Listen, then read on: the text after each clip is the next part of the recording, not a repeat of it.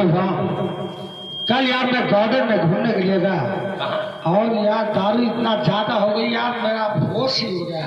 कहीं कम पिया करा, बड़ा लज्जिया है दारू। और वो काजल के साथ न जाने क्या क्या हुआ बगीचे में, मुझको तो कुछ याद ही नहीं है। कुछ ना है। डर लग रहा है कहीं ये बात पिताजी के पास तक न पहुंच जाए। अच्छा, ऐसा करो, जाओ एक सादा पेपर और कलम लेकर आओ। कहो चाह पतना है क्या? मैं क्या बोल रहा हूँ करो।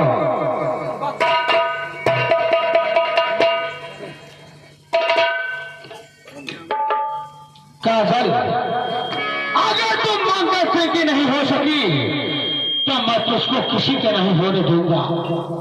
ऐसी भगवान की चाह करूंगा, तुझको घर से बेघर कर दूंगा मैं। झंडुआ, हमारे पिताजी के नाम से एक लेटर लिखो। बोलो। मैं जैसा जैसा बोलूंगा तुम ठीक वैसा लिखना, ठीक है? लिखो, पिताजी सादर प्रणाम हो। पिताजी सादर प्रणाम। आगे आपको मालूम हो कि आगे आपको मालूम हो कि आपकी बेटी काजल आपकी बेटी काजल गार्डन में किसी एक आवारे लड़के के साथ किसी एक आवारे लड़के के साथ मोहब्बत करती है। पिताजी ये बात मैं जुबानी इसलिए नहीं बता सका। पिताजी ये बात जुबानी इसलिए नहीं बता सका क्योंकि ये बात बताने में मुझको शर्म आती है। आप मेरी बातों पर विचार करें या न करें, आप मेरी बातों पर विचार करें या न करें, आपका बेटा मंगल से अपने कलम को यहीं पर रोक दो और ले जाओ। ये लेकर अपने कलम को यहीं पर रोक दो और ले जाओ।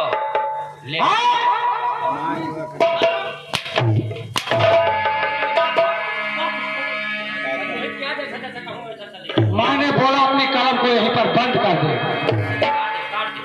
ये लेटर तुम ले जाओ हमारे पिताजी के पास, हमारे पिताजी को दे देना, ठीक है? ठीक है, जा सकते हो। अब मैं चलता हूँ, अपने कमरे के अंदर बैठकर देखूंगा कि हमारे पिताजी काजल के साथ क्या सलूक करते हैं। ठीक है, मैं चलता हूँ। और रावण का मामा चला छुपके छुपके।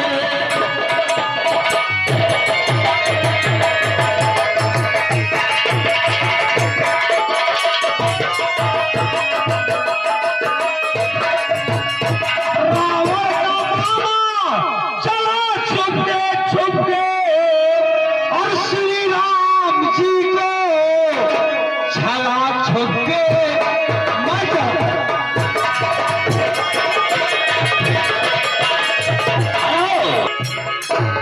जी हाँ दोस्तों, इस समय मैं चल रहा हूँ चाचा जी के पास। उसके बाद मैं मुलाकात करने जाऊंगा अपनी मैडम राधा से। लेकिन कहना है तो